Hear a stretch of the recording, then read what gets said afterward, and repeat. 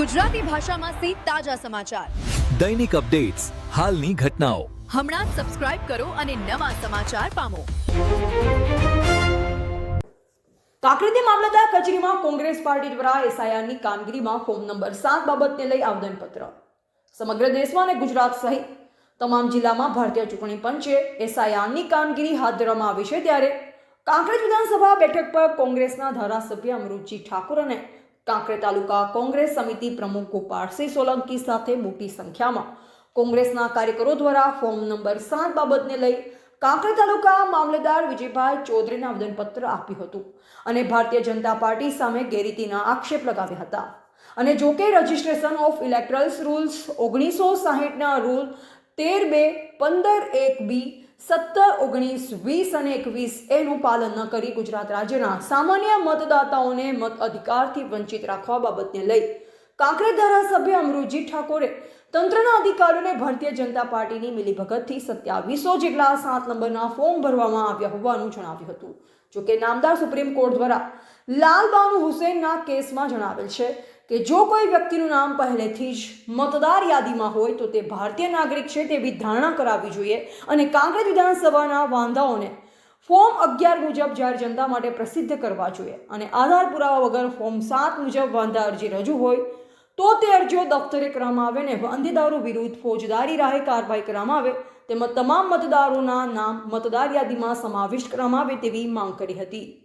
Bureau report Ranabhai Paregi, Vavtharad. ગુનો દાખલ થાય એવી નિયમો ચૂંટણી પંચના છે તો ફોજદારી ગુનો દાખલ કરવામાં આવે એ અમારી વિનંતી છે. યાર, ચૂંટણી લડો, મતદારોના દિલમાં વસીને ચૂંટણી લડો. આવી નિમ્ન કક્ષાની રાજનીતિ કરીને સાચા મતદારોના નામ કટ કરવાથી તમે ચૂંટણીઓ ક્યારેય કોઈ જીતી નહીં શકો.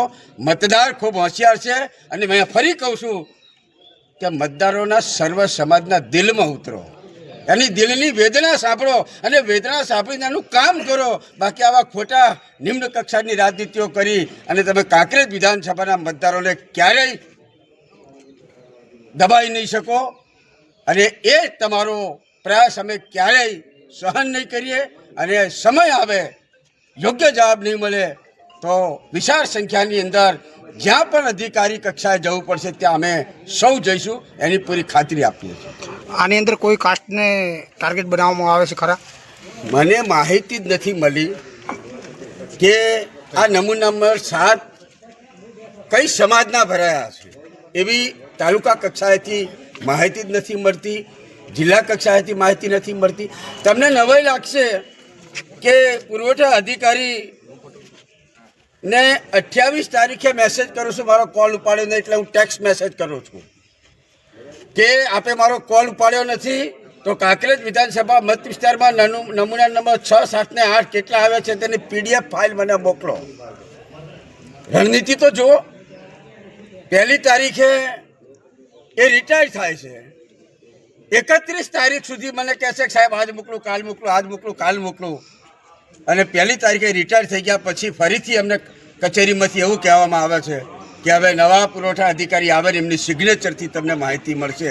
એટલે ક્યાંક ભારતીય જનતા પાર્ટીનું મોટું દબાણ અધિકારીઓ ઉપર હોય એવું અમને દેખાઈ આવ્યું છે. હું તો અધિકારીઓને પણ વિનંતી કરું છું કે તમે તમારી કાબેલિયતથી અધિકારી બન્યા છો, કોઈ ભારતીય જનતા પાર્ટીના નેતાના આશીર્વાદથી અધિકારી નથી બન્યા. એટલે કાંકરેજ વિધાનસભાની સર્વ સમાજના મતદારોને કાંઈ અન્ય ન થાય એ જોવાની જવાબદારી અધિકારીઓની છે. અને આ બાબતથી નમૂના નંબર 7 કેટલા પણ ભરાયા હોય એને રદ બાતલ કરવામાં આવે અને એ નમૂના નંબર 7 જેણે ભર્યા છે એના લોકોના નામ જાહેર કરવામાં આવે એવી આપના મીડિયાના માધ્યમથી જિલ્લાના વહીવટી વડાઓને પણ વિનંતી કરું.